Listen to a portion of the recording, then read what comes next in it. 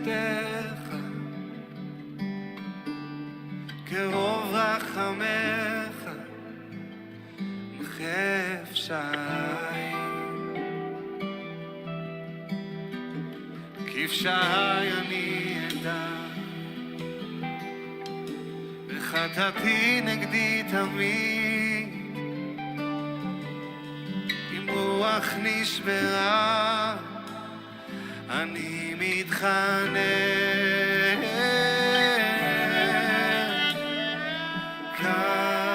כבסני מעווני ומחטאתי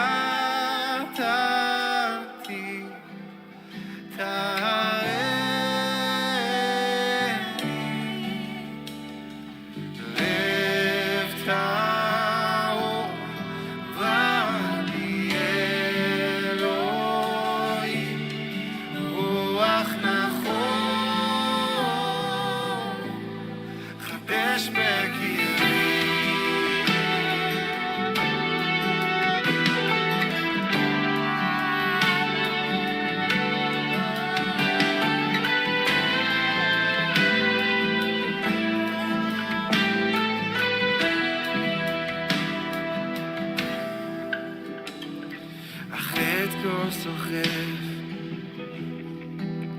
את נפשי מעייף, סוחט את כוחי להיקלע. אז אם לא תתערב אני אשבר. עזור לי אדוני, אני מתחנן.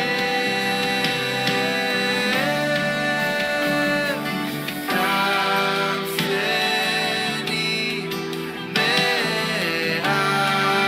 מעווני ומחטאתי, תערני.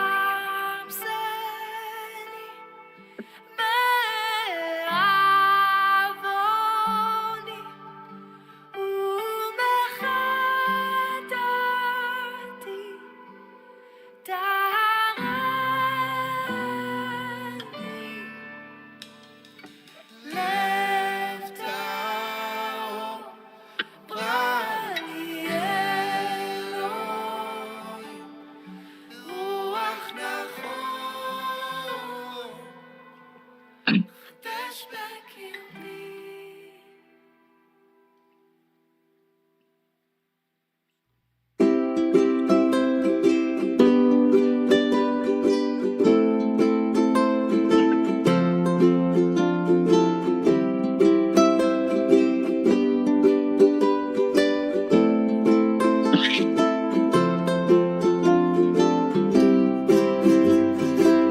Awesome. All right.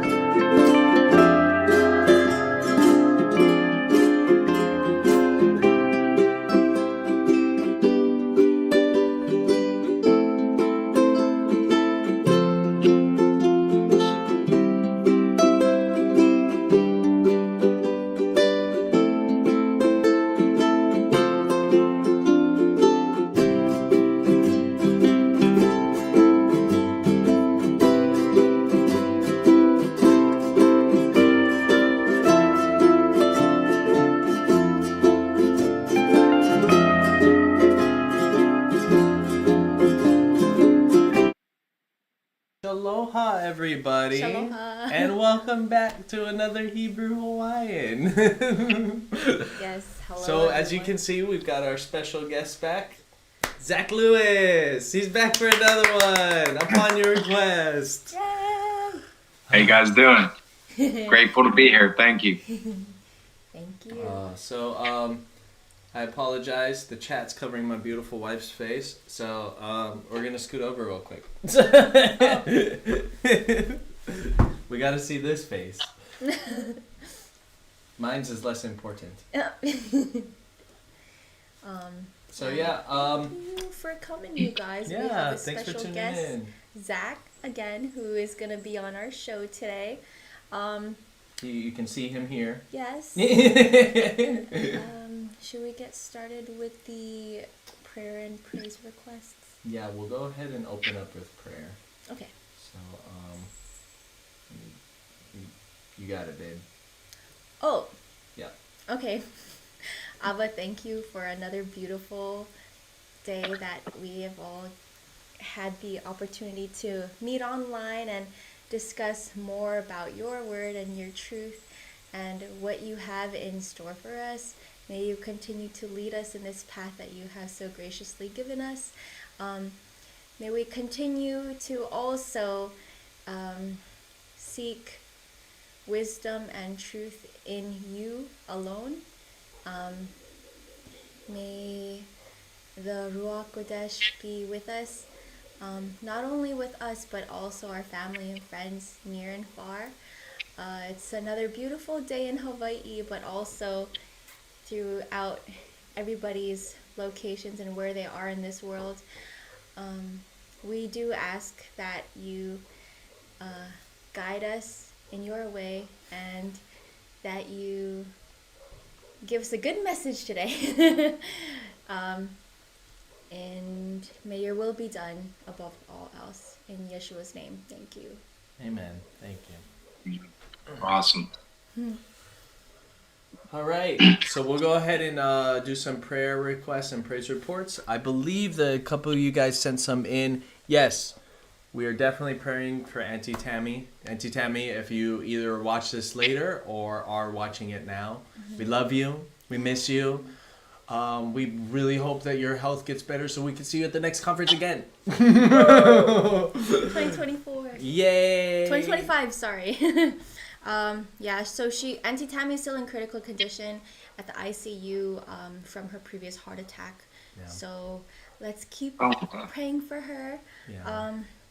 I do ask for a prayer request I ask prayer requests for Misty, Tim, and Sister Natasha with their family of 5 who are the tenants of Mom and Dad in their Yeah, their new place. new place Yeah, on so the mainland. that they continue to, live in His way, and that they find Yeshua if they haven't already.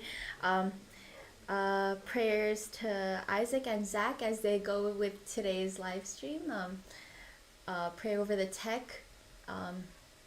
We've been getting more power outages here in this area specifically. So Yeah, it's been a little interesting. So we kind of live in the more, I guess you could say, not well-to-do area. So could do better area. Well, we're living exactly how we can. That's all it is. Yes. So, yeah, so they've been like doing rolling blackouts and that kind of thing. So, yeah, let's just hope that the power doesn't go out. I literally thought about that too, man. Yeah, I was like, nice. oh no, is the power gonna go out during the live stream? So, Okay. We also have a prayer for 4-year-old Brandon Prince, who is undergoing tests to check if he has autism.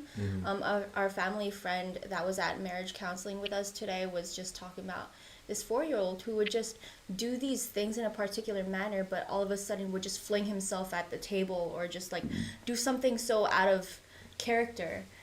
So yeah, spiritual warfare is a thing, you guys. Prayer to mom and dad who are also still remodeling their house, but with healing ribs and knees. So we also asked for a prayer request for Dr. Araki, who is actually this dentist that I work under at the new clinic that I'm at now. She's actually invited Isaac and I to come to their marriage reception and ceremony. So hopefully Abba is working in their marriage too, and marriages between all three of them. My friend Sasha is asking for prayers for in-betweens. She wanted to reiterate, it's easy to feel on fire for God and to feel peace whenever we are in fellowship at Bible study or on Sundays if we go to church, but all the other days and times in between when we're under attack. We really need strength and guidance every second of each day because spiritual warfare is real. And yeah, I feel like that's something that we can all relate to wherever we are in our lives. And so just keep the prayer requests and praise reports coming in the comment section. I'll be sure to look at them and then hopefully add it to the next time we do this again. But praise report for Isaac. He's been moving right along with his job training, and I think I'm almost done. He's I feel almost like by done. the end of March I should be certified. So yeah, today or this week was kind of nuts because I had to wake up at 4 a.m. every day and then go to work.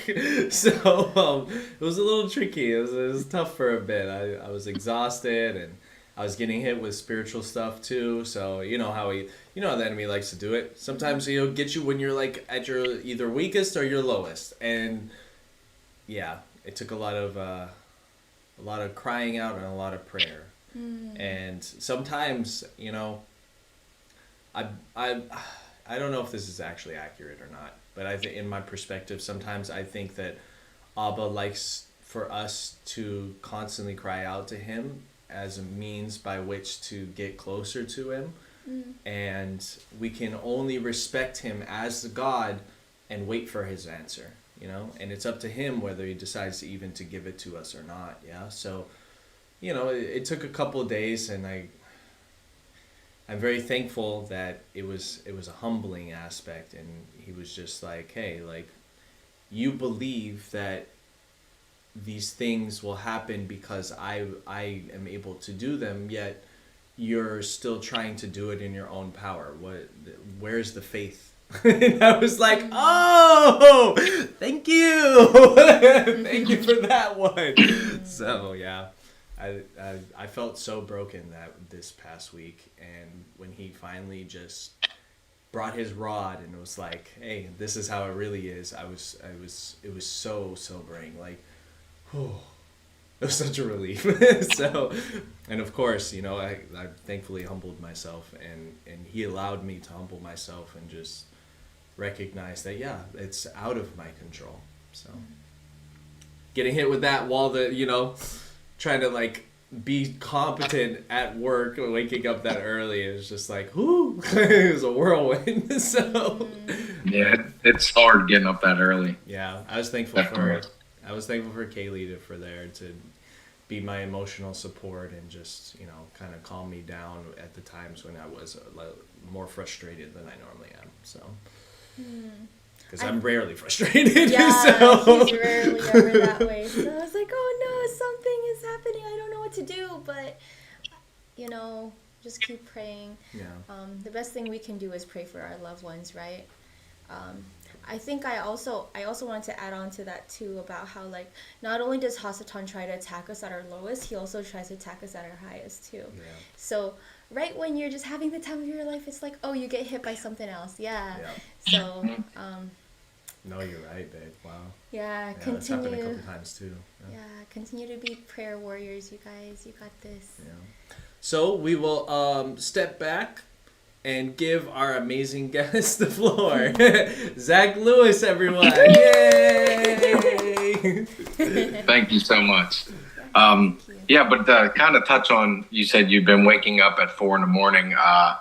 For your job training, which is it's brutal getting up at that late in the hour. Because for the past month, I have to get up at 3 a.m. and drive out to this place. It's kind of like in the Laurel Highlands of Pennsylvania. It's all the way at the bottom near Maryland, and it takes about an hour and 30 minutes to get there. Oh. So I'm a commercial painter, so I've been working there for a good while, and it's straining on your body to get up at that time and Yeah. trying to be a functioning person as well.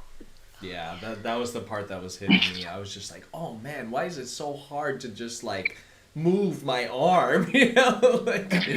So yeah, I hear you. I do apologize. I was waking up at 3 to be there by 4. So yeah, same time. It's right up in the crack of 3 o'clock. So It's definitely hard. But the last time I was here, I kind of ended out with a little bit of Nephilim talk, and me and your mom were getting into different conspiracies on the Nephilim and different topics in history. I also mentioned one of the mounds that was found in Pennsylvania. It was actually the biggest mound in Pennsylvania, called the McKees Rocks Mound, and I explained how the Smithsonian came in there around the 1900s, and they actually demolished the mound and turned it into a baseball park. But I eventually found it because it's like 5 minutes from my house, and I went down there, and it was the spiritual tension down there was very telling. With these places that were run by Hasatan, and they sacrificed to him daily, I could feel the spiritual tension building up there. And just like the place that I was working at, going down into it's mostly mountains with covered in forest, but there's a place that I'm working at, and it's called the Nemacolin Resorts. It's like a big resort place for the wealthy and the rich. And actually, Jeffrey Epstein stayed there in this hotel, and the FBI had to come and pretty much look at the data just to see if what he was looking at. And that same spiritual tension that I felt at this mound in McKees Rocks, I felt in this building. And so constantly when I'm working in this place, I'm constantly praying against it and praying for the restoration of whoever's running it or whoever may come there. And, it's like every room I go into paint, I try to bless the room and try to just not think about all the evil things that could have happened in that building. Yeah. But I wanted to kind of touch on some of the giant mythology and lore, in North America and around the world, and also some of the stories that we were told as kids and how they actually have some kind of truth to them. First, I'm going to quote from this book called Giants on Record. It's by Jim Rivera and Hugh Newman, and they totally break down. They go through all the ancient newspaper articles that bring up giants. Wow. And one of the actual ones I wanted to bring up was a story of Buffalo Bill. And now it says, the life of William F. Cody, known as Buffalo Bill, the famous hunter, scout, and guide, an autobiography in 1871. To finish the chapter, we have this strange account that occurred in 1871 in Wyoming from the legendary Buffalo Bill. We were in the Sand Hills scouting the Niburian country, and the Pawnee Indians brought us into camp one night.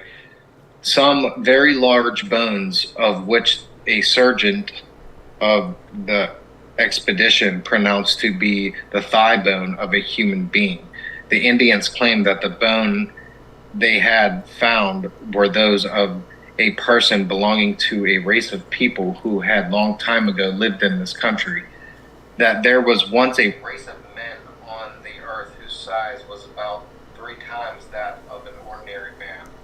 And they were so swift and powerful that they could run alongside a buffalo and take the animal in one arm and could tear off a leg and eat the meat as they walked. These giants denied the existence of a great spirit, and when they were heard they thundered or saw lightning as they laughed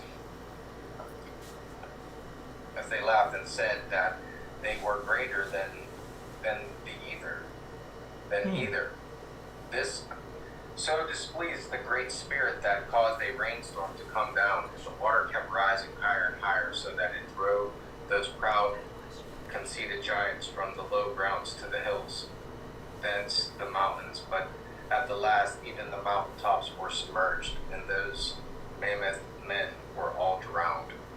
And so this is an account from the Pawnee Indians that kind of sounds like the flood. Yeah, it does.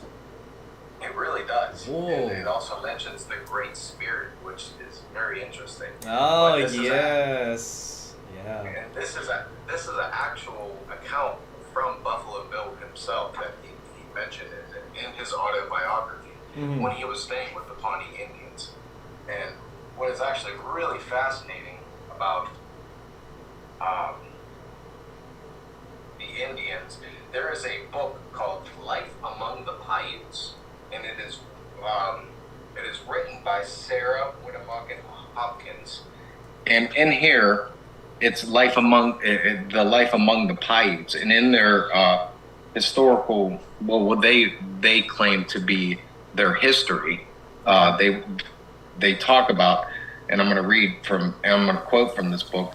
The tribe that would even eat their own dead. Yes, they would even come up and dig our dead after they were buried and carry them off and eat them. This tribe was called the People Eaters. After my people had killed them all, the people around us called them the Seduka. It means conquered. It also means enemy. I do not know where the name of the Paiutes came from. My people say their tribe were exterminated, had reddish hair. I have some of their hair, which has been handed down from my father to his son. I have a dress which has been in our family a great many years, trimmed with this reddish hair. And now, the author of this book, Sarah Winnemucca, she actually traveled the United States and gave speeches about her history and her people, and she would always wear this dress that had this red hair on it, and she claimed that it was from these giant beings that her people killed off because they were sick of these Nephilim that came with cannibalism, and you could see it all the way back into the garden, where I mentioned the last time when I was with your mother that in Genesis it tells us that Yah cursed the serpent to eat dust, and we know that we are made from dust. So his food is us, and so it only makes sense that his progeny would want to consume us. And you see all throughout history that where you see these Nephilim giants, you see cannibalism and you see total debauchery of any type of humanity at all.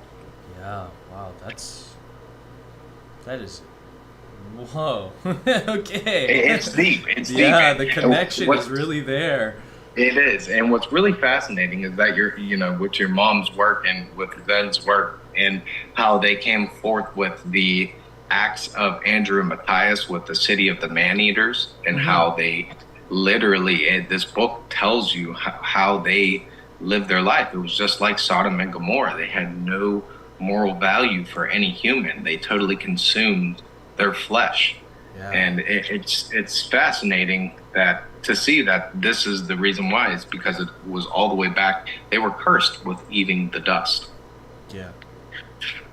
Yeah, it's like they can't even really survive unless they consume humans, right? So Exactly. Yeah, and it's just like your modern day vampire. Where do you think the vampire mythology and lore came from? I believe it started with Cain. yeah. I believe if you look, and there's an old Bible that's it's a Spanish Bible about the 1500s, and it was a illustration Bible, so it had a bunch of pictures in it. And the story where Cain and Abel fought, it actually shows Cain biting his neck like a serpent and drinking his blood. And also, I believe it's in the book of Adam and Eve, one of those pre-Adamic books, talk about how Eve had a dream that Cain and Abel fought, and Cain was drinking Abel's blood, and Abel cried out and said, "Don't drink all my blood," and he ended up drinking the last gulp. Whoa. Which it's pretty telling. Yeah, And that says a lot. I mean, it even makes me consider about the lycanthropy, right?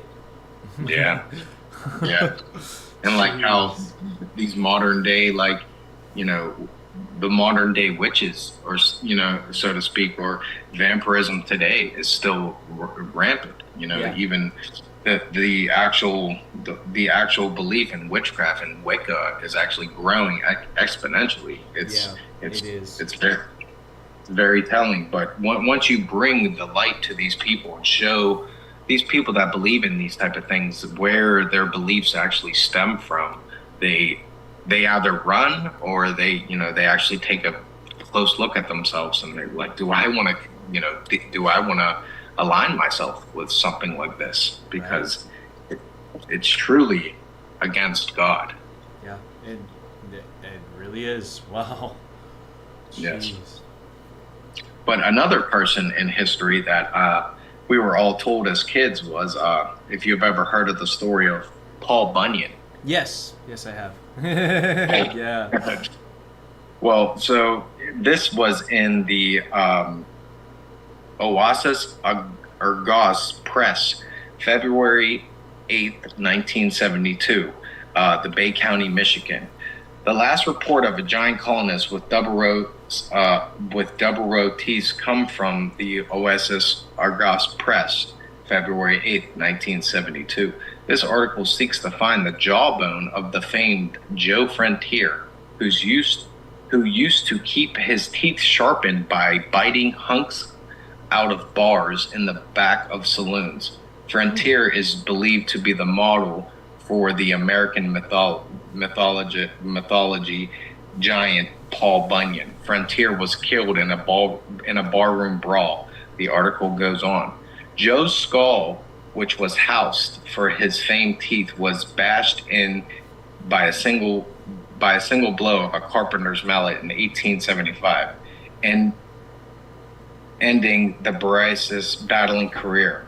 One, Adolph Blinky Robinson, was tried for the crime, but was acquitted by a judge. One of the interesting parts of the trial, that Frontier's massive skull was introduced as evidence. Old timers tell that the skull for many years was a prize exhibit in the Bay County Courthouse, where its double thick bone and double row sets of teeth double row sets of teeth were marveled at all who seen it. The jawbone disappeared sometime later after that, and was supposedly reported at the University of Michigan Dental School, it was at this University of Michigan, and it pretty much disappeared. But they housed his jaw, or his actual skull, in the courthouse, and it was actually brought in for evidence. And they mentioned how he had double sets of teeth. Yeah, that's intense. Wow. Which is really crazy, because if you hear most of these different stories of giants, they always have a double row sets of teeth or red hair, or they have an extra digit on the. Can you hear me? Yeah. Oh, sorry. They actually have a double, an extra digit on their hand. Right. And when the Native Americans actually would greet people, they would stick out their hand, and right. It wasn't and like like that thing we used to always hear, how, like we used to like say it like how, and then we picked that up from the history, but obviously that was to reveal their hands, right? So exactly, it was to see if they were of this cannibalistic tribe, because right. A Native American back in the 1500s, if they would have seen someone walking around with six digits, they would have probably killed you. Yep. Because they know from their history that those people eat people, and they were a threat. Yep. Wow. It's definitely interesting, and this book goes on and on. Which one was fascinating? Another fascinating. This was actually in a newspaper article where in Pennsylvania they found an unusual skull. Now the skull wasn't very big, and it wasn't abnormally long. It didn't have a double row set of teeth, but it actually had horns. And I'll show you right here. Ooh. If you can. Oh wow! Why have I seen that before? Whoa! That's a trip. Now this was actually in the New York Times, July 14th, 1916, in Sarah, Pennsylvania. It's just fascinating where this is right around this is not very far from me, but this is where I live. This is the Ohio Valley, so to speak, and this is supposedly where these giants remained. They lived where I'm actually settled right now. Wow. Which is fascinating, because I feel like I can just go outside, and if I really pray and seek the Father and ask him to reveal these hidden mysteries to me, I do believe that one day I'm going to eventually find something that could support the biblical narrative, meaning, just something, anything. It's all a treasure hunt to me. I'm fascinated about finding something like that, and actually getting out there and actually trying to bring forth something that could actually prove the biblical narrative.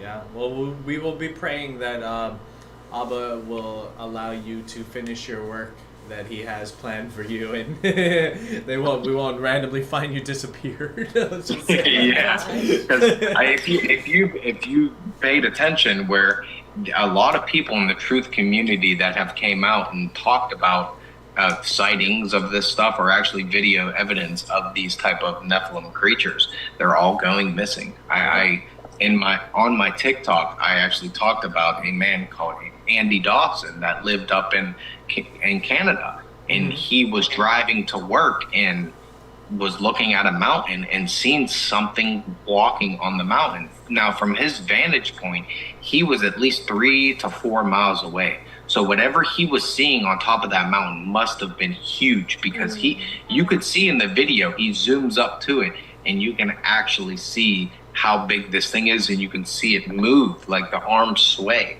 Whoa. And he videotaped it, and it went viral.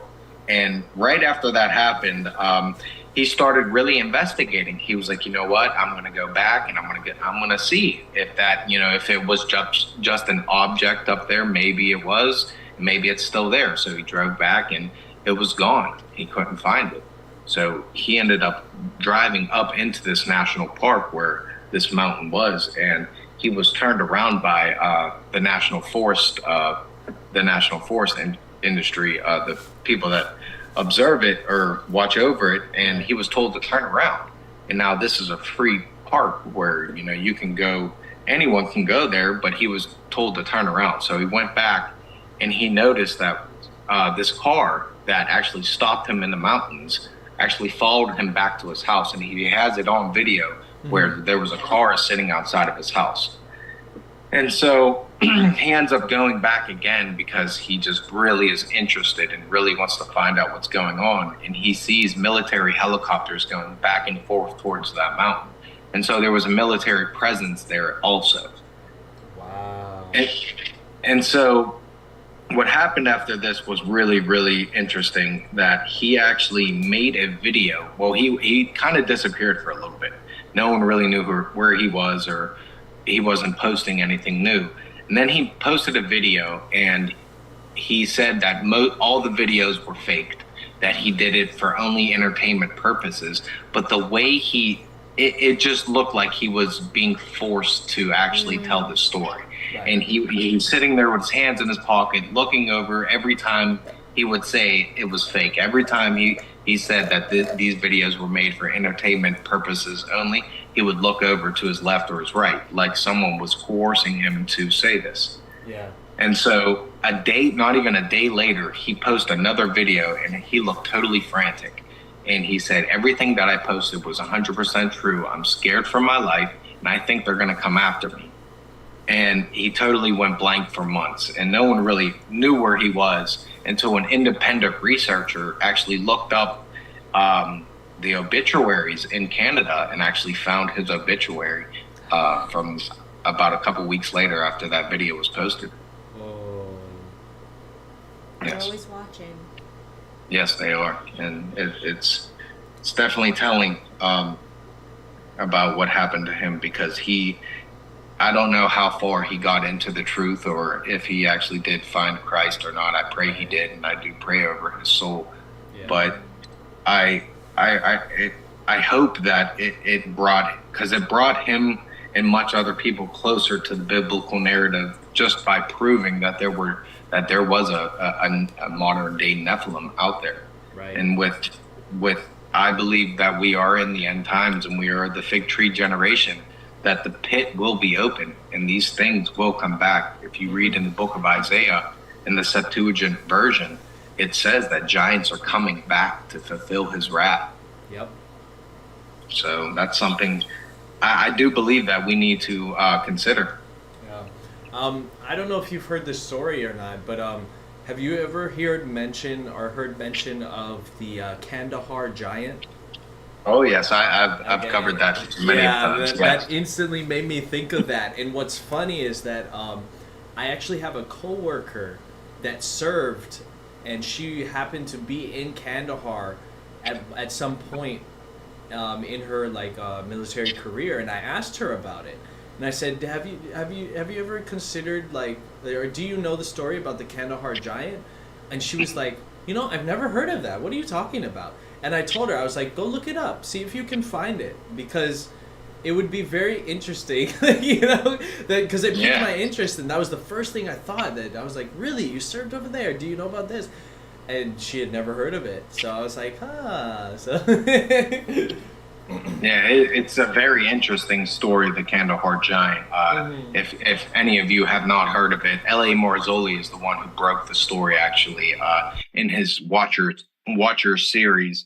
He breaks the story, and he actually speaks to an eyewitness account that actually shot this thing. And it supposedly the story kind of went is there was a team of military people looking in the caves of or in the hills of Kandahar for the Taliban, and supposedly they missed their rally point. They weren't contacting back to base. And so they brought out the Green Berets, the special forces, to go find these guys. And they actually came down to a sort of plateau area where it was up on the mountain, but it was a plateau area where there was a cave. And as they were walking up, they started seeing military equipment on the ground, and they also seen bones. So immediately they were, on high alert, and they got to the face of the cave, and they sat there for a couple minutes, and a shrieking noise came barreling out of this cave, and what they described was about a 14-foot red hair Nephilim with a lance, a big spear, and he ended up piercing through one of the military people, one of the Green Berets, and they all immediately started shooting him. And supposedly they decapitated him by shooting him, and they called back up to base, and they came with a big helicopter and picked this thing up. And which actually is very interesting, that L.A. Marzulli not only gets the eyewitness account of one of the shooters, he actually, a couple of years later, gets another eyewitness account from the helicopter. The pilot from the helicopter came out and spoke about it, and he ended up speaking to L.A. Marzulli about that as well. And what's really, really fascinating is that recently L.A. Marzulli just interviewed a person that lived out in Kandahar for his whole life, and his father his father grew up there as well, and he can remember that his grandmother was a so-called witch, and what she would do was she would take animals to the hills of Kandahar, to the mountain ranges, and leave them there for this giant, so that the giant wouldn't come down into the community and terrorize the people. Whoa. It's very interesting, and just wondering, like, how long have these things been hiding around? I know that they're going to be released in the end times, but just like if you've ever heard of the Solomon Island giants, that there is a presence of giants down in the Solomon Islands still to this day. It's very telling. And some of the national parks and forestry area, if you've ever looked into 411 from David Paulides, he talks about these 411 missing cases. Now, he used to be a sheriff, and he ended up dealing with a lot of the park and recreational services, and they always told him that there was something very mysterious happening in the national parks around America. Right. And he was always told to look into it. And eventually, once he retired, he started looking into it. And he eventually wrote 9 books on it. That's how much information he found. Oh. And now in his books, he only picks out the most mysterious cases. And now these are all police documents, so you can verify it with these documents and these police reports. And I'll tell you one that actually happened in Pennsylvania, which was very, very telling and interesting, that in one of the national parks, a kid was playing, and they were playing hide and go seek, and his dad was sitting on a lawn chair and was watching his kid, and he kind of seen him go behind the tree, and then he disappeared, and he could not find him. The dad ran into the woods and searched, could not find him. And then they called in the cavalry, and they spent about 3 days searching for this kid. They could not find him. Now, about 4 to 5 days later, they come, a group of hikers, supposedly, that were looking for these people. They were about 12 miles off of where they were supposed to be looking at for this kid, because this kid was very young. It was harsh elements, harsh climate outside. Right. So he wasn't very prepared for it. So they didn't really think he was going to go far. Well, there was a group of hikers that were in the area, kind of 12 miles, so to speak, away from where this kid went missing, and they reported finding this kid. And so they eventually go out there and they find him. And when they find this kid, he was actually peering behind a tree, like he was kind of like hiding from them. And the most mysterious thing about it is that in the distance that he got to the place of 12 miles away, it was only like a matter of 3 to 4 days. And so for a kid that age to go through, now this was like dense forestry. Way. For him to get there. So Les Stroud actually came out, the survivor man came out and tried to do that 12-mile hike pretty much in 3 to 4 days, and he could not do it. No way. He said there was there's no possible way that this kid could have totally just, made it there. And he actually talks about how, well, they interview the kid and they ask him what happened, and he tells the people that a big bear took him and cuddled him and fed him berries. What? Which kind of makes you think of the Bigfoot. Right. Oh my. And he was very probably, interesting. yeah, my wife put it in the chat. It said Solomon Islanders believe them to be 10 to 12 feet tall with muscular but thin bodies, long arms, and covered head to toe in dark red hair. Wow. Like a bear. Yeah, like a bear, totally covered. And you think about the modern day Bigfoot sightings that everyone's seeing around the world, and I really don't know if Bigfoot is it's supposed to be some type of evolutionary creature that just wandered off. I don't believe that. I do think that there's a spiritual connection with Bigfoot, whatever it may be, a Nephilim from the old times or a Nephilim actually coming back in. I do think that there's some type of spiritual connection there, because we've never really found a dead body, and that shows that they're either intelligent enough to bury their dead, or there's some type of spiritual connection where they can come in and out, so to speak. Right. It's very interesting. And the whole thing with the national parks, when the United States actually took over the national park systems, they took over specific spots in the United States. And I do believe that these were hot spots for these types of creatures. If you look in Yellowstone, in the northern area of Yellowstone Park, there's many tales of dogmen walking around on bipedal 2 legs. And many of the park rangers have came out saying that they've seen a werewolf, so to speak. And so I do think that there's some type of conspiracy going on with the national parks, where the United States realized that these were hot spots for these places. So they isolated them so that they could do research on them, or that they can keep them hidden from the public. That's something I've not determined yet, but I'm very interested in finding out why. Yeah, I always considered the national parks somewhat like mattress stores. I don't know if you've heard of this. Like, mattress stores are kind of like a front for laundering money and stuff like that. Exactly. I've always kind of thought of that, like national parks. Like, why do they feel it important to just keep this particular section of land untouched, right? And what's the purpose behind it? Like, yeah, and this particular aspect would make a lot more sense, because then they can do their quote unquote rituals and be able to sustain these individuals without the public knowing,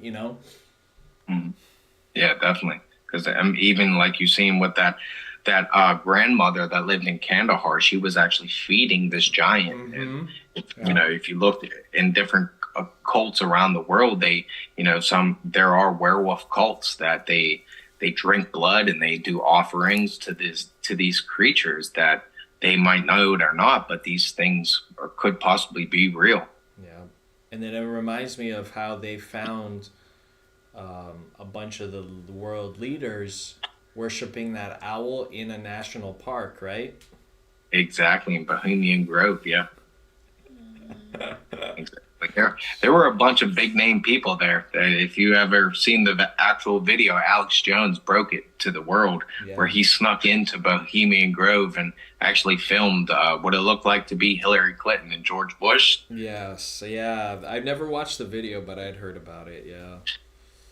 Yeah, it's definitely telling. And also with the mention of Hillary Clinton, how right around the time this Kandahar giant actually happened, there was a Rob Skiba really digs deep on this one. If you ever want to look into it, I would definitely go to Rob Skiba's YouTube channel and check this out. But right around the time before we went into Afghanistan, the first thing that we did was go over and raid the Museum of Baghdad.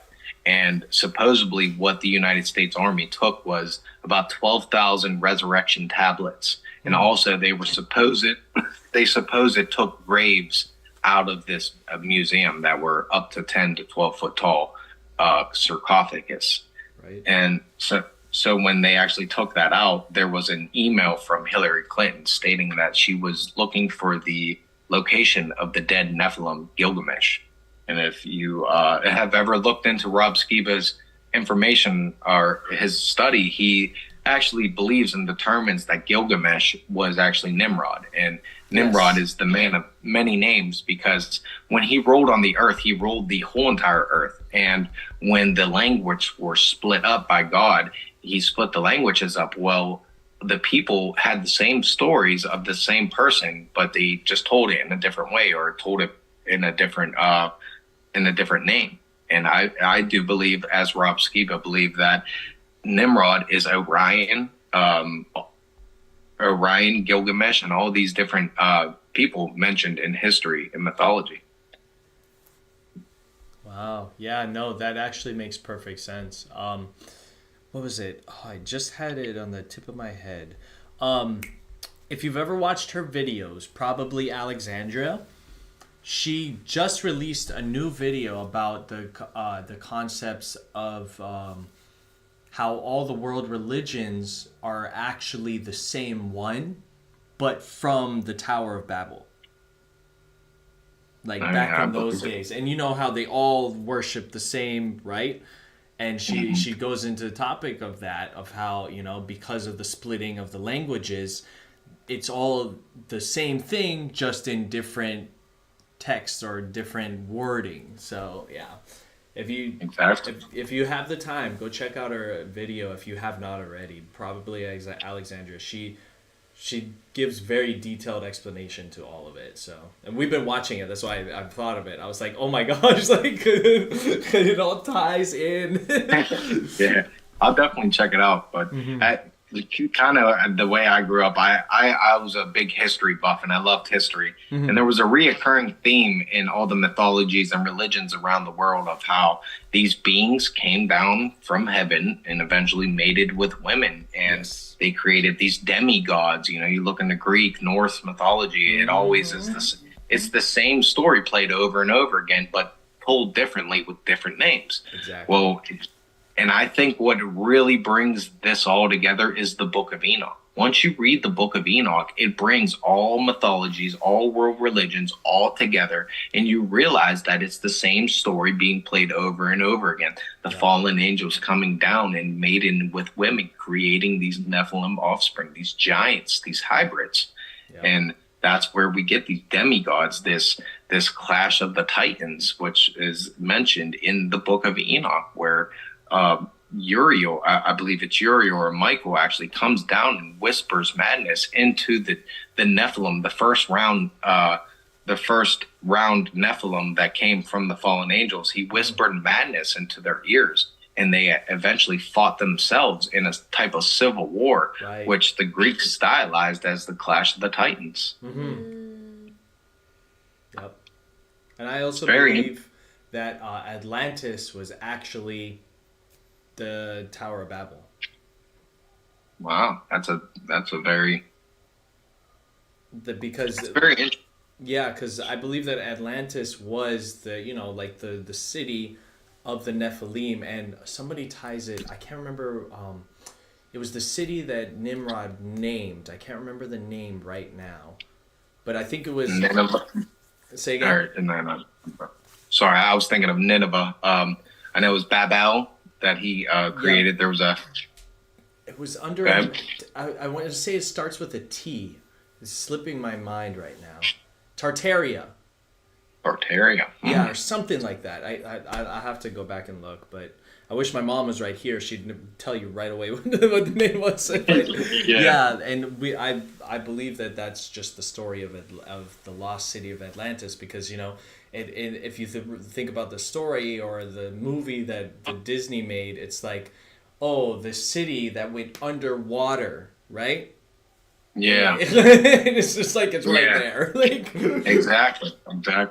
What's interesting is way back when I listened to Zen for so many years, and Zen was always into a bunch of different things, but I liked how he read everything, and he didn't give a bias on anything. He would read it for you to ingest, and if you thought it was good for reading, you took it as that. But if Right. not, you could discard it.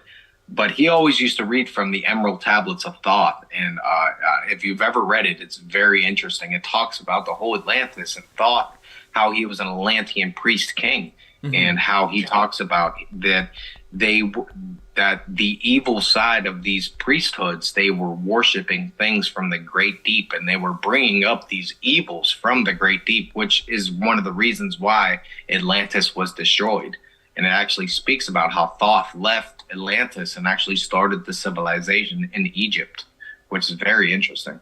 wow. Do you remember what tablet that was in, or was it just like all of the readings? It is the Emerald Tablets of Thoth. That's if you look that up, I'm pretty sure you would find it. I'm not sure of the actual tablet number itself. Okay, yeah, it's I'm looking at it right now. It says the tablet 1, the history of thought, the Atlantean. Yep. Yeah. Wow. The key of I might actually read some of this. Ooh. Yeah, it's well, you got to put a biblical worldview, biblical lenses onto Yes. when you read it. But that's how I do everything. I have a biblical lens and I read through it. But it's very interesting of how it talks about these beings coming from the great deep. They took over the councils of men, and it says that when you were able to see them, their vibration was distorted and they looked snake-like, which is so funny. It just connects everything together, just like Quetzalcoatl down in the Mayan Empire, where it was a snake, it was a dragon that ate people. They would sacrifice people to this sun god, which was a dragon. Look in the Chinese, that they have the same thing, and it's always the same thing of the serpent, the Hazatan. And if you really break down the Hazatan, he's the howling one. And supposedly when dragons were alive, they howled, like they kind of like roar, which is very interesting. But it all stems back to this serpent worship, and they have a connection of cannibalism.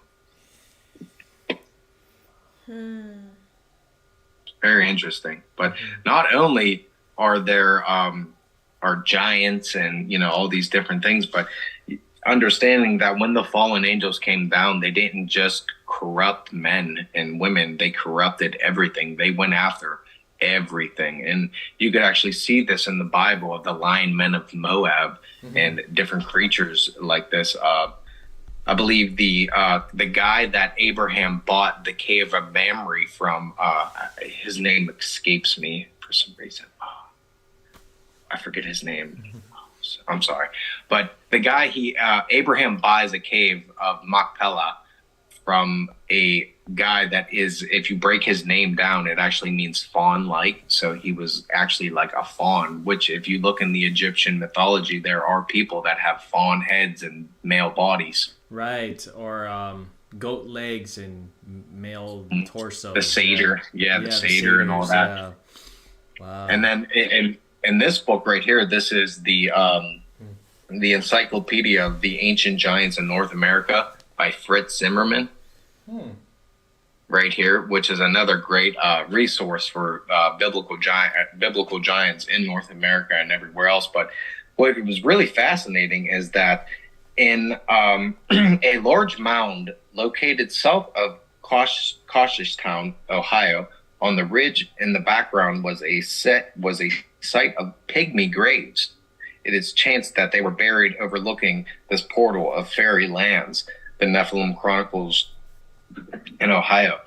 And supposedly they found the skeletons reduced to chalky ashes were 3 to 4.5 feet long, smaller than the Indian or mound skeletons. These pygmies have led to much conjecture. This far, they pretty much found in Ohio. They found pygmy like little little mounds with little remains in there. And if you look in the actual record on these newspaper articles, you could find so many different type of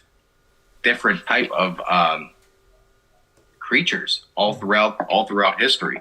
And another similar between the ancient Scots and the story is the belief of fairies resided in these mounds. And Lewis and Clark actually reported while in South Dakota with the Suckus people, they traveled to juncture the people of the Vermont and Missouri rivers to see the mountain of the little people. Lewis wrote in his journal that little people were devils, and in the Omaha and the Osage would not let anyone go near them. So even the Native Americans knew that these people were not to be, played with. Don't mess around with them. And Lewis and Clark actually, in Lewis's journal, he mentions the actual pygmy people.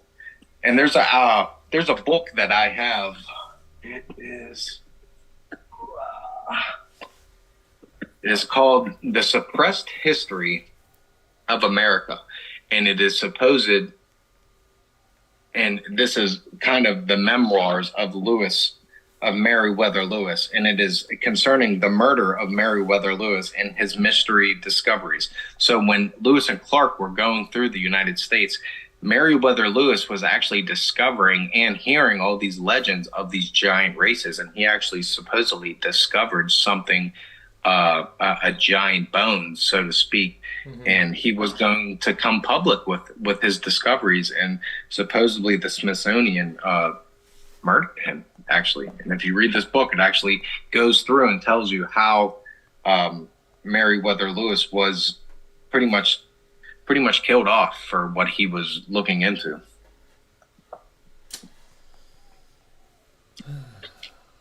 Which is very fascinating, because it's always with the people that are speaking the truth, they totally aim at and they come after. But this type of research, this type of knowledge could change the fabric of history. It could totally change the mindset of so many people. I have such a hard time with most of the people that I deal with on a day-to-day basis, because when I bring up these subjects, they laugh it off as mythologies and, lores and myths and legends, when really these things were real. And if we could actually, get some solid evidence proving that these things are real, which I know for a fact they are, just because the Bible mentions it.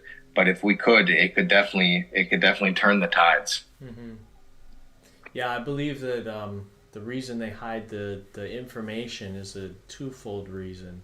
One, because of its importance, it actually it reveals the existence of Yahweh or God himself.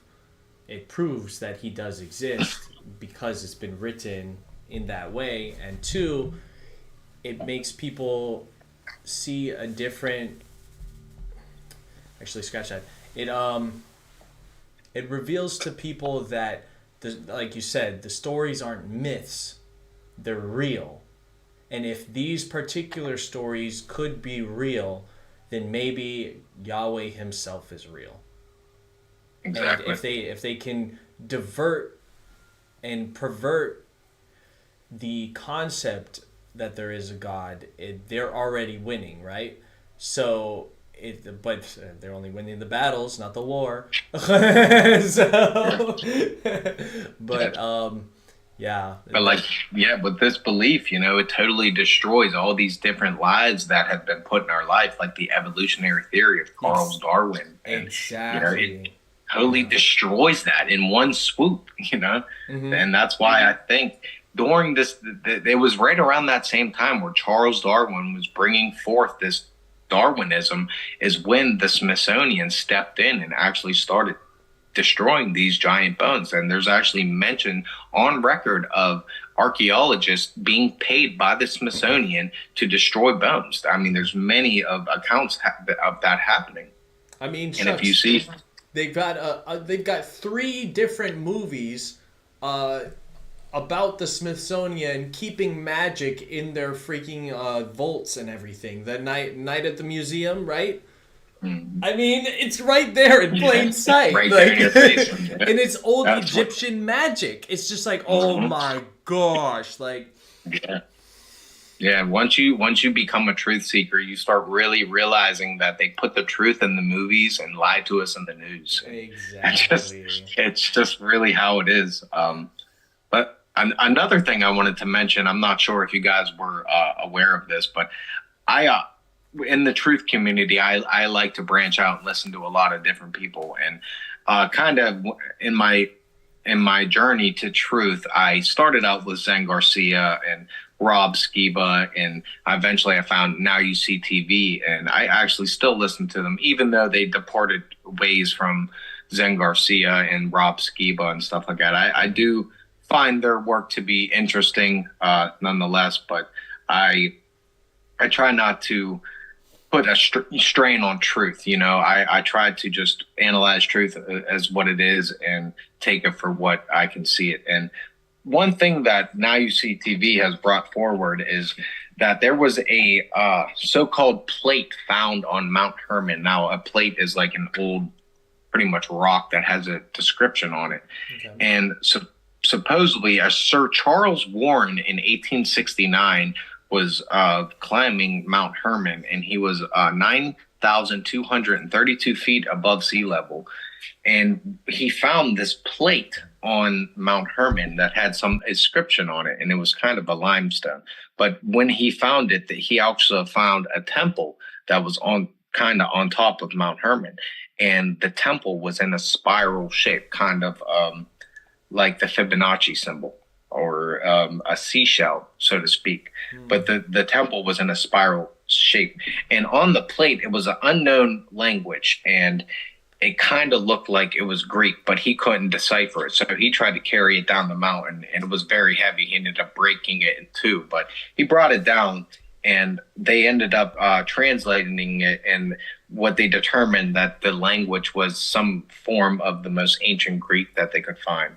But the translation of what was on this plate was very telling. Mm-hmm. And now it says this: according to the command of the greatest, most holy God, those who took the oath proceed from here.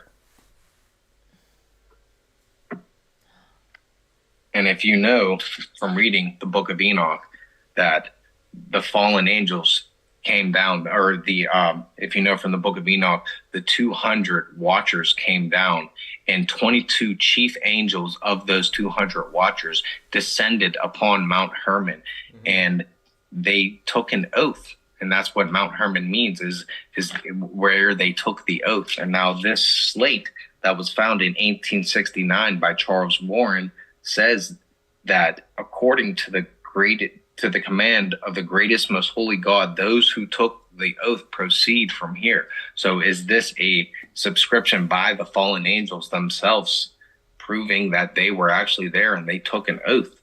And what's really interesting is that if you look at the Paramount logo in the beginning of the movies, you see the mountain with these stars around it. Well, Rob Skiba pointed out, if you count those stars, there's actually 22 stars. And that's actually the same amount of chief angels or chief fallen watchers that went around this mountain. And if you actually watch the preview, I broke this down really good in a TikTok video.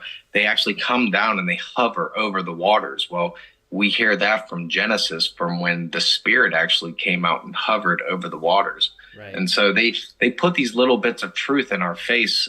So I believe that when the judgment comes, they will try to get an scapegoat, saying that, hey, we showed you, but you were too dumb to see it. Mm-hmm. I'm not sure if that's true or not, but for the ones who do see it, we see through their lies, and we see their little hidden symbols and their messages in the movies, TV shows, games, and all that. And you could really break a lot of things down with just looking into a little entry logo. Wow, that's fascinating. Like, I had just heard this maybe a couple months ago, and it actually shook me to my very core, because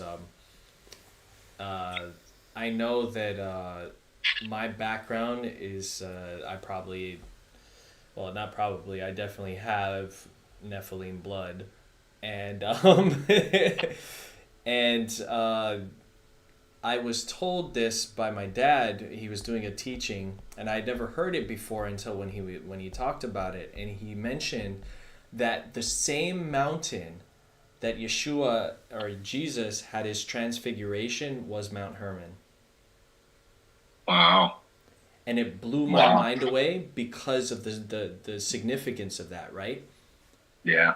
And when I heard it, it was almost like God spoke directly to me, and he was like, my blood has not only been spilled for the humanity, but for those that are of the corrupted line as well. Yes, I do And- believe so. And the significance of the transfiguration was that his body was, being transformed into something new, right? Yes. And it shook me, and then it made me believe that not only can I be saved even because of my blood, but everybody like us can as well. And it just Yes. it shattered my reality, like, and I was so thankful Yeah. for it. Yeah, because I did not know that, like, because that story always fascinated me about him going up there, and then like he had, like, the disciples fell asleep, and then they woke up, and then he was coming down, and I believe it was Hanok, Enoch, and Eliyahu, Elijah, that were with him, right? And they were the only other two people that did not see death, and they're supposed to come back, right? So it was just like, whoa, like it totally Yeah. blew my mind away. So yeah, whenever I hear that now, the Mount Hermon, or the mountain that they sat on top, and I believe they were petitioning Enoch himself to pray, to ask God for forgiveness or something like that. So I believe that was, Yeah, that was- the same mountain. So yeah, it was. Yeah, that was after they descended down and mated with the daughters of men. Yep. And they went to Enoch because he was the righteous teacher, and they petitioned him. And I actually believe, I believe it was Moses and Elijah, if I'm not mistaken, on the Moses. Mount of Transfiguration, which that always, because with the two witnesses, the whole mystery of the two witnesses, I do believe it is Elijah and Enoch, because they never seen death, like you said. But it always fascinates me of he brought Moses and Elijah onto the Transfiguration Mountain, which was very telling. But if you look into Nathan Reynolds, his information, because he was put through some very, very traumatic things, and he speaks about things that were put inside of him to make to taint his blood, to totally transform him into something, the Ubermensch, or what the Nazis tried to create, this super soldier. He actually talks about some of this stuff, and it took him a while to get through this stuff, but he has found the true way, and he is set apart, and he's walking the true narrow path.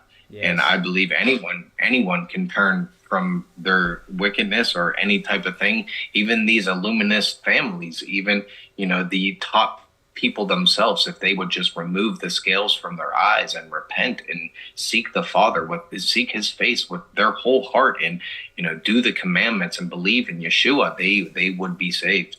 Anyone, I believe anyone can. And Nathan Reynolds brings up a very, very interesting thing that Noah preached. I believe it was 300 years before the flood, and he was preaching to hybrids.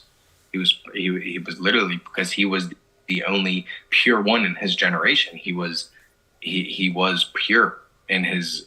The word tamim, if you actually look into it, it's actually like a red heifer. It's pure, genetically pure. So he was genetically pure in his generation. So all around him must have been some type of hybridized creatures. So he was preaching to these hybridized creatures to repent. And what's very interesting is that even though Cain was of the seed line of the devil, which I believe, because it's undeniable when you read Genesis, that God, Yah is cursing the serpent, and he's cursing Eve, and he looks at the serpent and says, your seed your seed is cursed, and her seed, is going to crush your head. Yeah. I'm like, wait a minute, whose seed? Wait, Yeah. the devil has seed? And I'm like, oh my God. And then that took me down a whole rabbit hole itself. But if you keep reading on, it says that, God tells Cain that if you do well, you will be accepted. So I believe even Cain had the opportunity to be saved. Mm-hmm. Yeah. Because, think about it. Yahweh spoke to him directly, too. And he was, like, all he had to do was repent, right? All he had to do was admit what he did. But like his mom and like his, stepdad, he was like, oh, no, let me divert the blame to something else, So. Am I my brother's keeper? Yeah. Right. And that's, and I see that, and I struggle with that daily of, that it's like that fleshly, worldly life still clinging on to me, because my life, I really did have a kind of a rough upbringing. I believe I was meant to be put through it to be the person I am today, and to be able to get through the things that may be coming to fruition very soon. Yeah. But it's very telling of, the way my life could have went if I would have just condoned into temptation and just kept going down this path of sin, which I was going down, until I totally found him. And it happened in the most peculiar way. I was looking into ancient aliens and the mysteries, and I really liked all the just the hidden mysteries in the world, and trying to figure out, well, why am I here? Are we just an alien experiment? Because most researchers now are most people that look into this type of stuff, and also with the evolutionary theory, they're realizing that the evolutionary theory is broke. It doesn't have any scientific evidence. So they're trying to move away from this type of research, and they're trying to bring forth this research of panspermia, where they believe an ancient race came here millions of years ago and seeded us. And this is the whole ancient aliens thing. And if you look, right around that time when this idea was popping around, was ancient aliens being pumped into the brains of all the young people. And I was one of them. Yeah. And I was caught hook, line, and sinker, bro. It was bad, man. And the one episode where I totally realized that they were pushing an agenda is the episode of Lucifer. They did an episode of Lucifer, and they made him to look like the good guy. They made him looking like he brought us knowledge from this evil dictator God. And I was like, man, they are pushing something. They are really pushing something. So that's, I really started realizing that, started reading the Bible, because I realized all the evil in the world, and how most of the celebrities and the world leaders really worshipped the devil, and it was out in the open. And so I ran to the Bible, and sooner or later I ended up finding Rob Skiba's videos of the Nephilim, and then finding Zen Garcia, and never turned away after that. Just kept going forward. That's awesome. Yeah, I kind of I think around the same time, that's when they started they released that movie Avatar, right? Yeah. And the irony in that is that there's Awa connecting to the tree and all of that stuff. But the part that fascinated me about it was the fact that there was a blind Satanist that prayed heavily to Lucifer and said, "Show me what you look like and I will paint you." And he was blind. And he painted him, and he looked just like the Na'vi in the movie. Wow. Yep.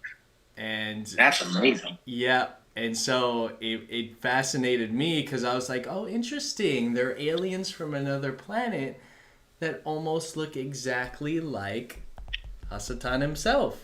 That's quite fascinating to me. It's like, it kind of rings a bell too, because if you've ever heard of the Blue Bloods in occultic, religions and stuff like that, I've heard the show, but I've never really heard of it as far as Well, what You know, is that supposedly about? these creatures may have blue blood, and if you actually look into the Hindu mythologies, they have bluish gods. Their gods are blue, kind of, so to speak, like their skin. Wow. Yeah, it's very yeah, that's fascinating. That's definitely something I'm going to look into. Yeah, suggest checking it out because my mom told me that, and you know, like we actually really enjoyed that movie, you know, because the concept that we enjoyed was the fact that you know you're defending a people that cannot defend themselves, right? And they're fighting against these overtaking Americans, you know, essentially, and they you know they're taking over the land so that they can gather all the resources from underneath, right? And it resonates for us here in Hawaii because that's it basically what happened here. It was a legal occupation, right? So Yeah. that story touches us in a certain way, and we're like, yeah. It's extremely relatable. It's like screw them, you know, and we'd join the other side if we had the chance, right?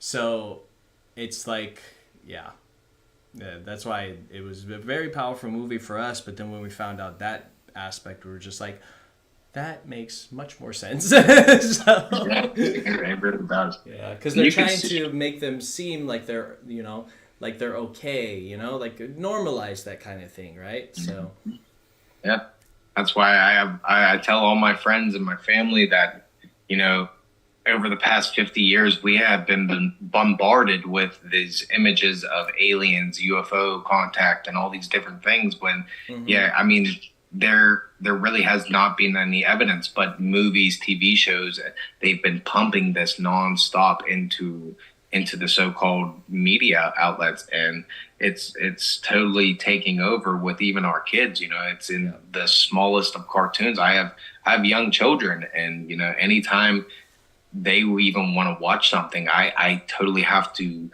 Now I don't like them watching things at all, but I totally have to watch the whole entire thing just to make sure they're not putting in these little nuggets that they want to implant into my children. And most of it, you could see that they've been pushing this alien agenda, that they are prepping us for the return of the gods when they come back. And when they come back, they're I believe they are going to announce that they are our gods, just like the panspermia idea, that they came here millions of years ago and seeded us, and they are back to either help us, destroy us, or you know, cure different ailments and stuff like that, or proceed us to the next evolutionary state of consciousness being, which is the new age lie. And it's the same thing that was told in the garden by Hasatan is, do you want to be like God? You know, you can be just like God. All Right. you got to do is eat this. Yeah. And it's just, it's the same lie told over and over again. I mean, And- yeah, he posed the same question to Jesus, right?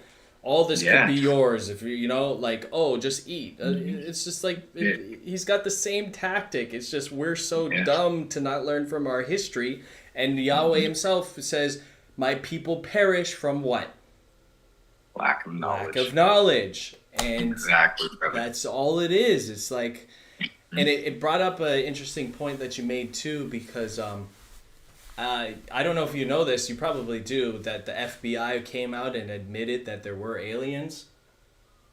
Have they? Yeah, Yes. I think I looked into that a little bit. Yeah, there's Yeah. slow. It's funny because like 10 years ago, if you would have spoke about aliens or any type of UFO contact, you were totally taken off the internet. But now it's just like, you know, the Navy's coming out with showing UFOs in the sky. Now, I'm not going to say that these things ain't real. Obviously, they are. The amount of evidence supporting that these creatures are real is overwhelming.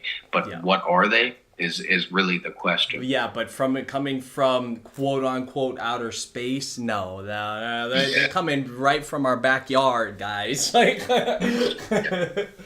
so yeah, and I find it like now that was released, I kind of thought about it and I was like, you know what? A lot of the stuff that they believed back in the 20s was like, you know, like the 20 years ago was actually almost exactly spot on. You know, these eyewitness accounts and all this stuff. It's just they were missing that one element of the whole outer space aspect. And it's like, but now the FBI is out here saying, "Oh yeah, no, it's real." And it's like, but you guys just denied all of these people all of these years, and now you're gonna come out and say, "Oh, now it is." Well, guess what? My ideas aren't as far fetched as you might think too. I guess because let me just go ahead and put some tin foil on my head, and you can prove my aspect 20 years from now too. Yeah. I was just like, oh my gosh, this is so crazy. What's really telling is that if you've ever looked into Aleister Crowley, and he did this sex ritual magic in the deserts of I believe where the Roswell crash actually happened, like 3 to 4 years prior to it happening. But supposedly it was the Aliantra working, I believe so. But what he did was he opened this portal, and supposedly an entity came forth that he called it Lamb. And in his journals, he actually drew a description of this entity. And if you look at it, this is before the whole UFO alien gray phenomenon started happening. So no one really knew what these things looked like. But Aleister Crowley drew what looked like a modern day gray alien, and it was a demon that was, or a spirit, some type of evil spirit that was he was connecting with, and he was brought forth, and this is what Aleister Crowley seen. And it's just funny that if you look right after that happened, the Roswell incident occurred. Because if you look into his students, who were Jack Parsons and L. Ron Hubbard, supposedly they went back to that desert and did the same sex ritual magic, but they weren't knowledgeable enough to close this so-called portal. And then the alien phenomenon started happening. Interesting. Wow. Yeah, it seems to me that the fig tree generation, this generation, a lot of things are coming forth. And if you look into the truth community, there is a lot of new ideas now. I mean, even from flat Earth to biblical cosmology to Tartaria, hidden history, mud floods. The truth community is totally exploding now. And it's really hard to keep track of what everyone's looking into nowadays. But I just want to mention to everyone to stay wary, stay vigilant, and know that sometimes they might put disinformation in the truth communities, because I do see a lot of that now, disinformation spread into the truth community. But we just need to stay grounded in the word, and knowing that that is the most sharpest thing in existence, and it cuts through all their lies. The word, the Bible, so to speak, the word of God. Yeah, I knew we were.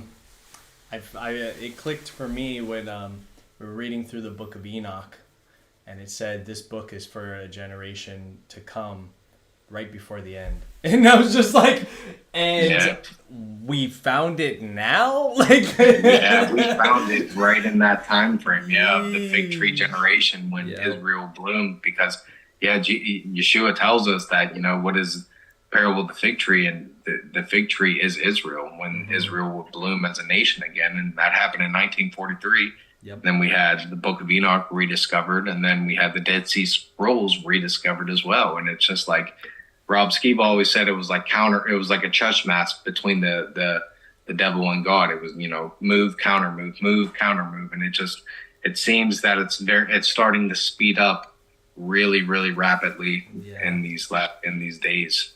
I mean, we had just the beginning of this year alone, right? I mean, people keep saying so much happened in just 1 month. And they're right. A lot happened. It's so wild. And the amount of truth that's coming out is phenomenal. I mean, I personally, I can't keep up with it. It's like the never ending rabbit hole. You just continue to go down and down and down. Yeah. But I get excited, learning about these things, because it's like, for me, it's like, in a way, like for me, it reveals more and more that yes, if these things can exist, then obviously the one that I serve really does exist. Like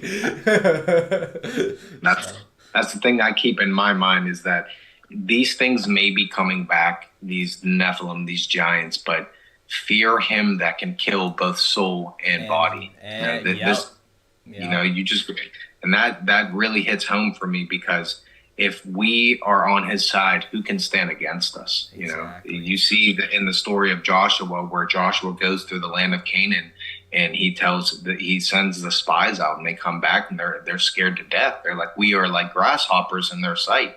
And Caleb's like, we can go take the city. It's no problem, because he had that fear of God, and then with that fear of God brings that knowledge and that wisdom that anything that steps in their way, our Father will totally take care of it. Yeah. And that's why they had to wander the desert all over again, right? For another, 40 years? Because the entire generation doubted Abba except for Joshua and Caleb himself.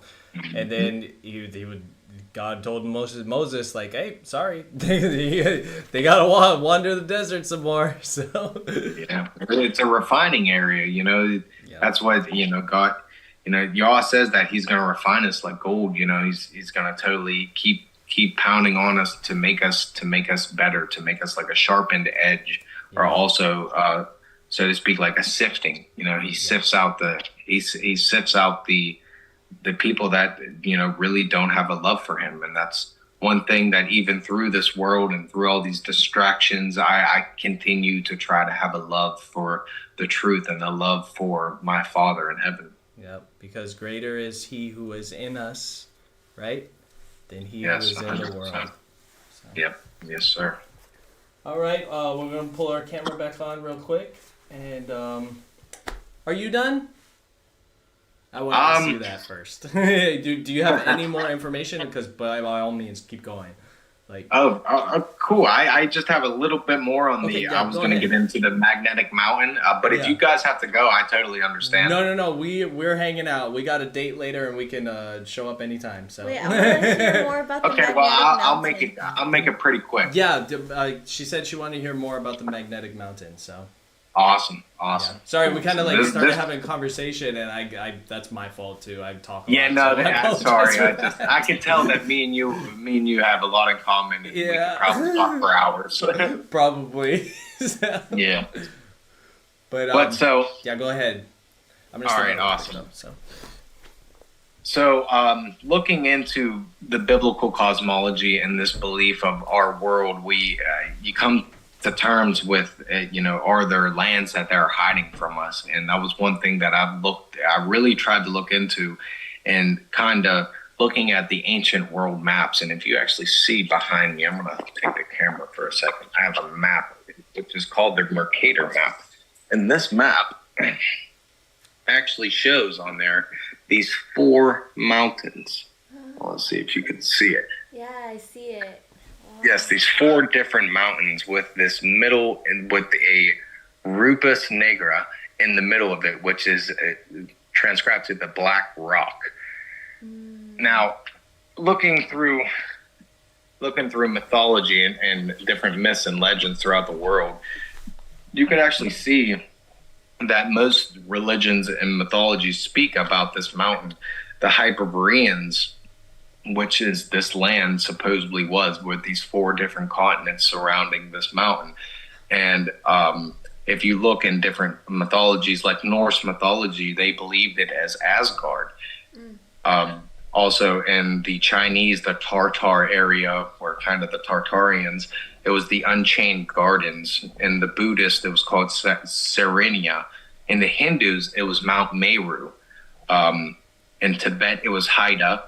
And then in the Greek, it was Mount Olympus. And so throughout all these different religions, you have these occurrences of a mountain of the gods, so to speak, of where the gods mingled, where they lived in this mountain.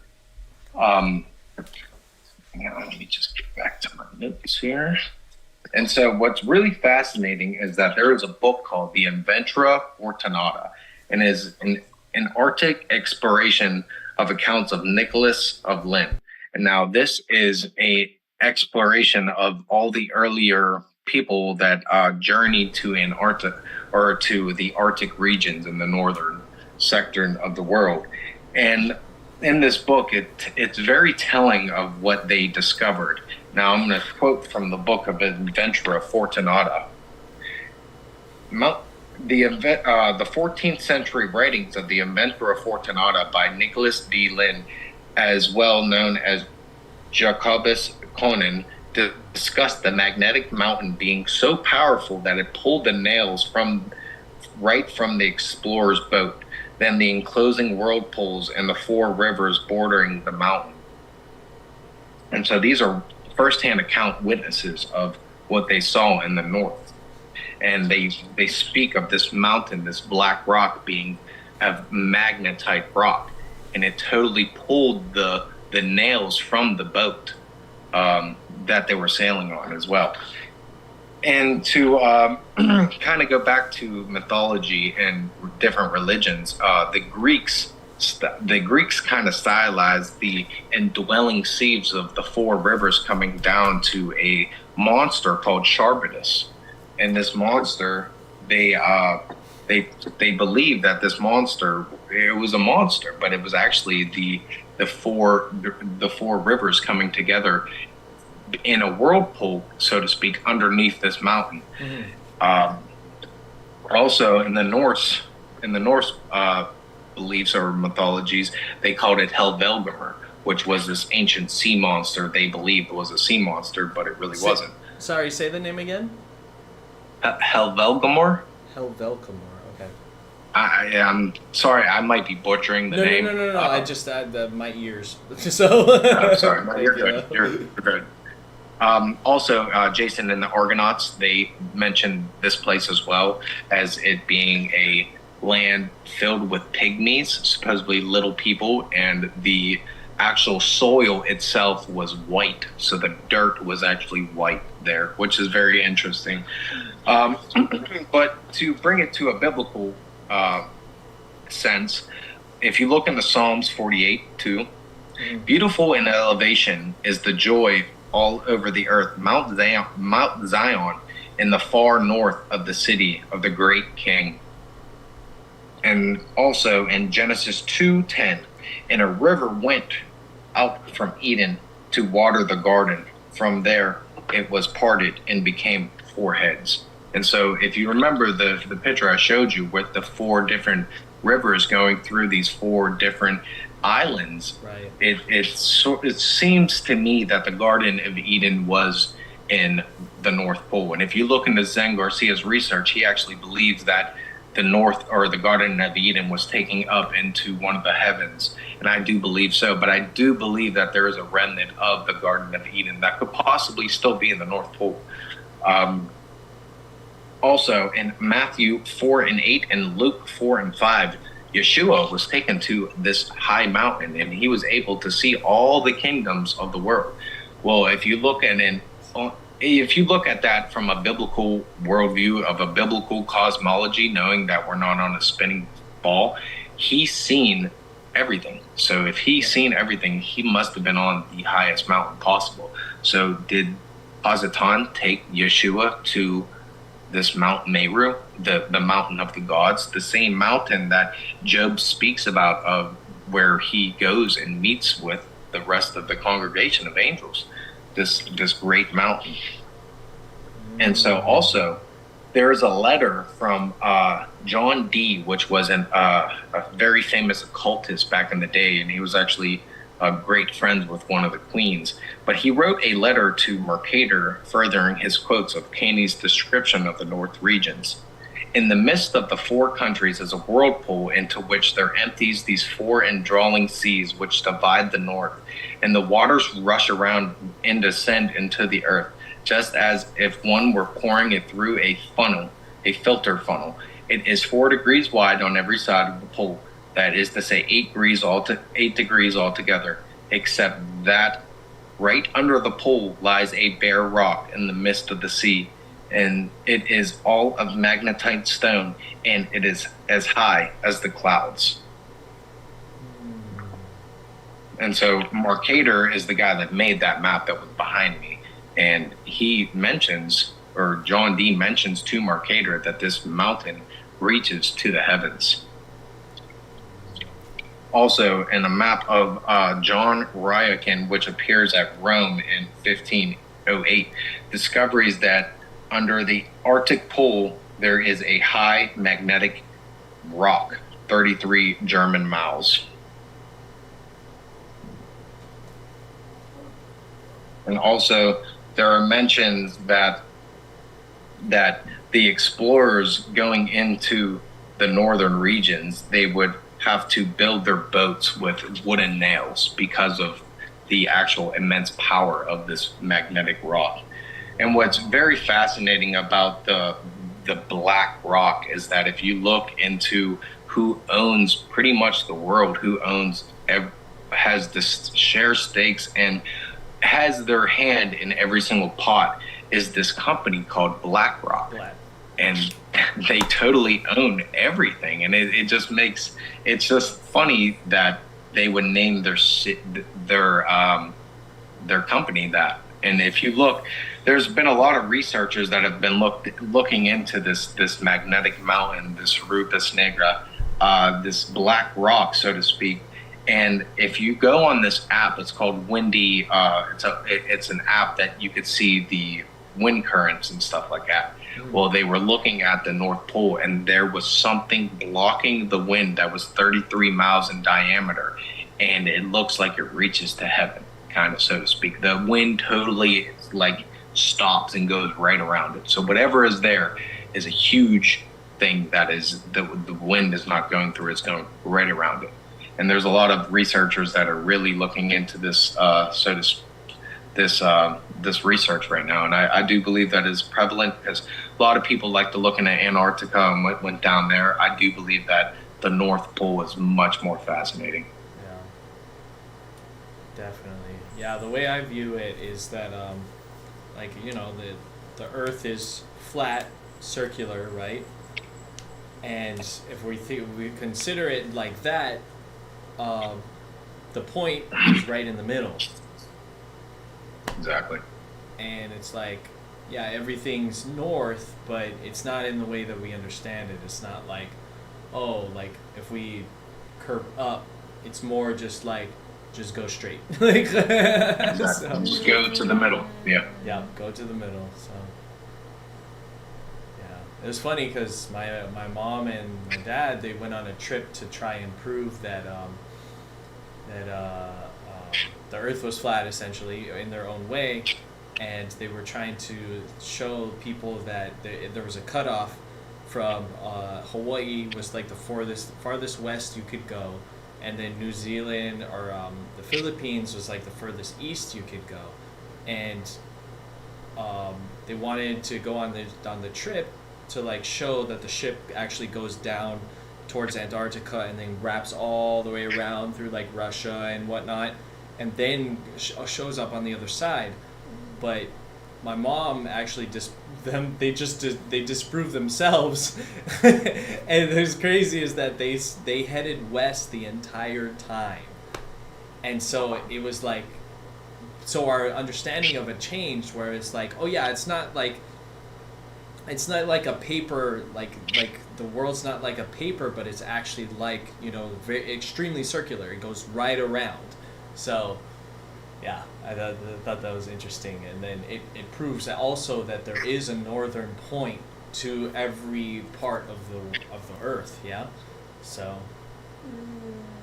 and it would explain why every time you pull out a compass, right, it always points to that northern area.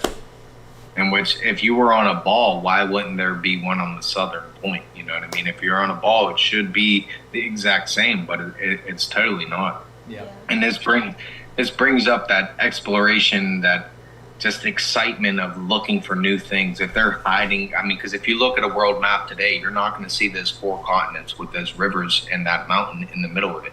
You can only find that in 1500s maps and prior to that.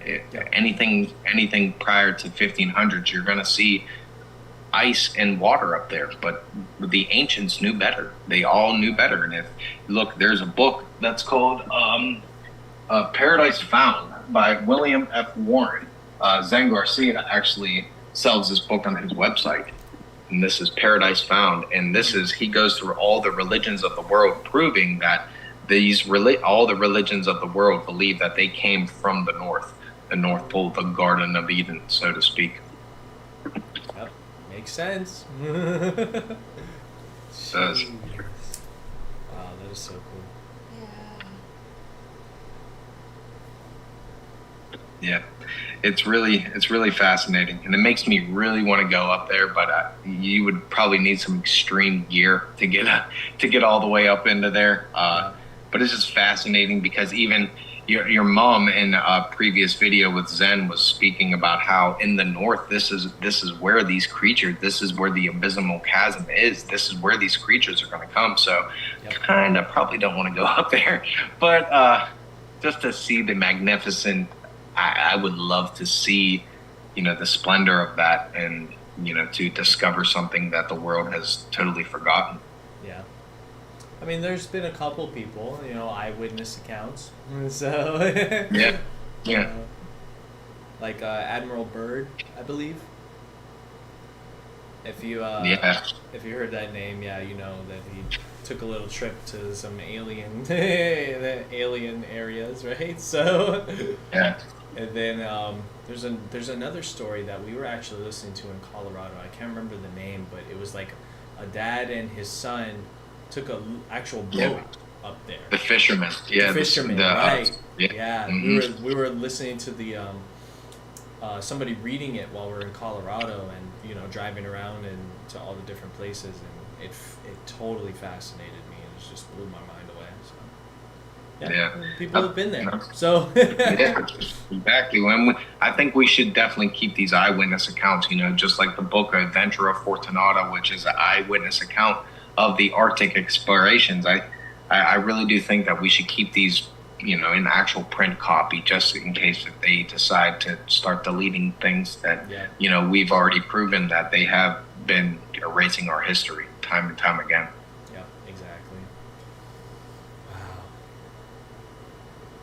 Yeah, brother. Well, I really appreciate you guys letting me on here. It was awesome for you guys to have me on. If you guys have any questions, just let me know. There was actually a question in the chat earlier. Hold on, I gotta pull it up. Glad I remembered it. Let's see. Give me a minute to find it.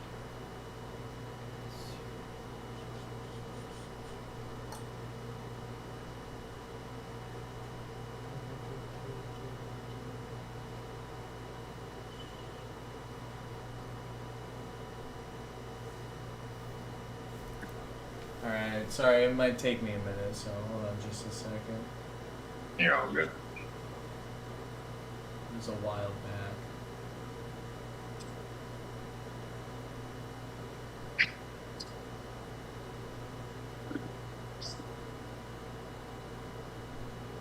Oh yeah, there it is. There's the map. I actually have a bigger one. This one is a 1500s map of the flat Earth, and it actually shows Antarctica free of ice, which is actually really awesome. Wow. But it actually shows the 4 continents in the middle with the actual mountain. And there's a chapter in the Book of Enoch. It talks about when he goes south and he actually sees these great beasts and these crazy creatures. But if you look very closely, you can see like creatures on this map. It's very interesting.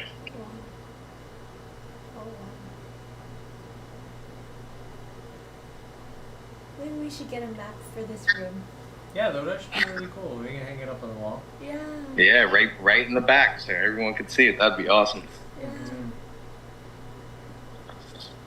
Yeah, we use a TV during the lessons so that they can use like a PowerPoint and then just like flip through it. So Nice. yeah, probably just sneak it in there every slide or something. Every other slide. Subliminal messaging. Yep. You gotta, fight fire with fire sometimes. Yeah, exactly. That's funny. We were talking to our chiropractor today, and she's a believer too. And she has her daughter wear all these really positive things on her shirts, so that every time she looks in the mirror, it says like "Be yourself" or "You're beautiful the way you are," that kind of thing. And I was like, "Oh look, you're subliminally messaging your child. That's so great." And she's just like, "Isaac, come on." I was like, "I know, that's not what we're trying to do." But I can't find the question. Man, I'm bummed out because I happened to see it and I was like, "Ooh, that was a good question." But I'm sorry, whoever wrote the question. I should have remembered at least who wrote it. But yeah, I was so fascinated by everything you were talking about. I was like, "Oh, that's a question." Anyway. But yeah, thank you for being on our show. Thank you so much for taking the time out to teach what you have, the wisdom and the knowledge that you've acquired, so that people can hear it. Go ahead. I want to add something with the whole magnetic mountain and just the idea of like nails even coming out of the ships.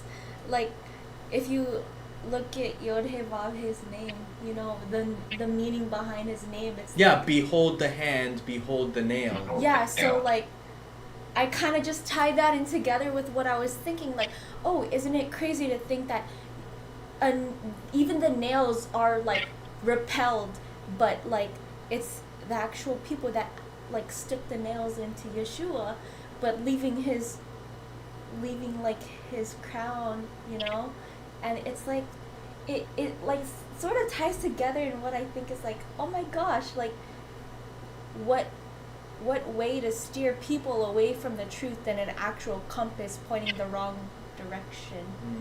Or like like Yeah.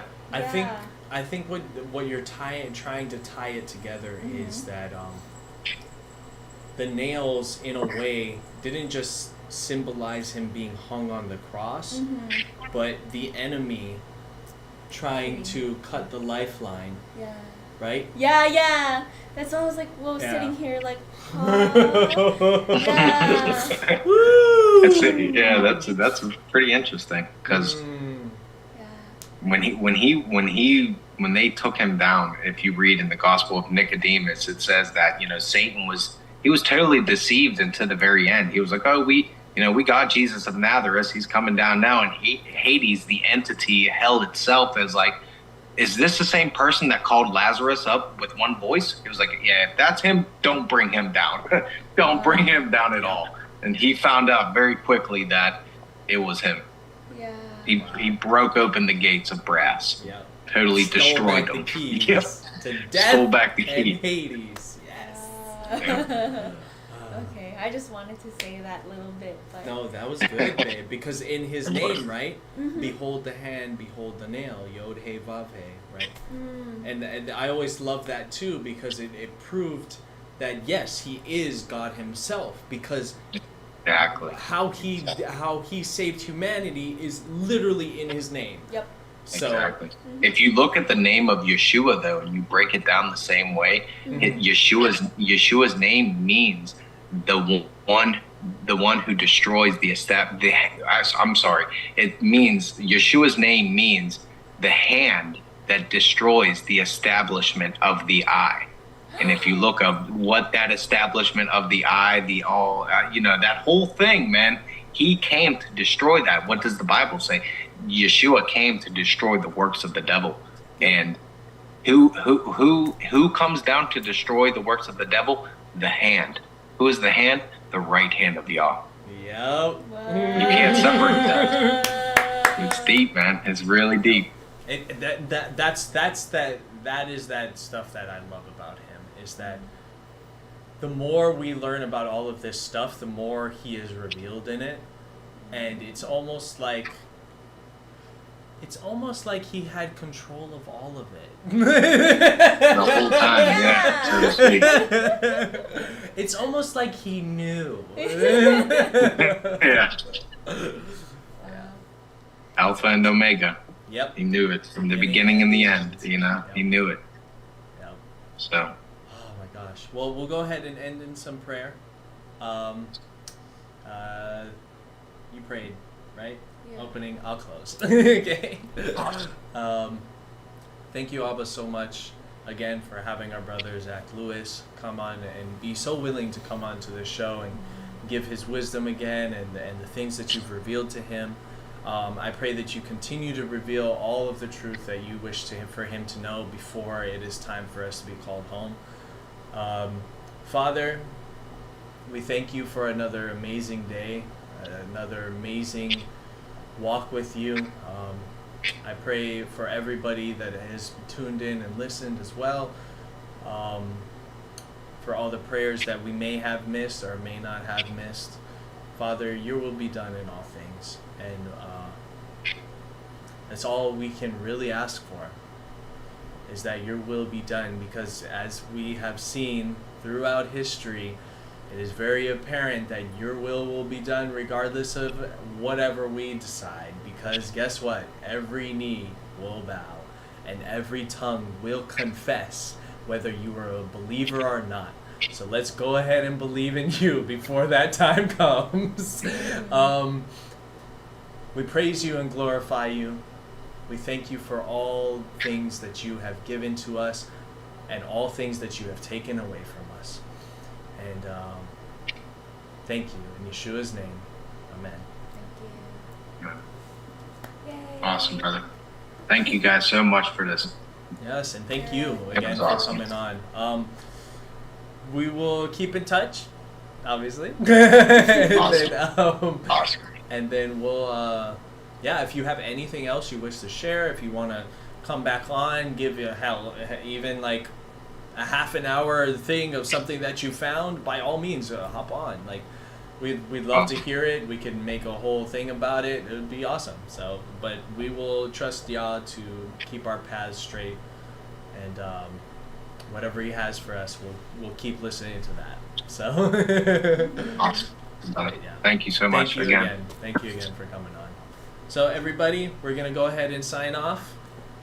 We hope you have an amazing week.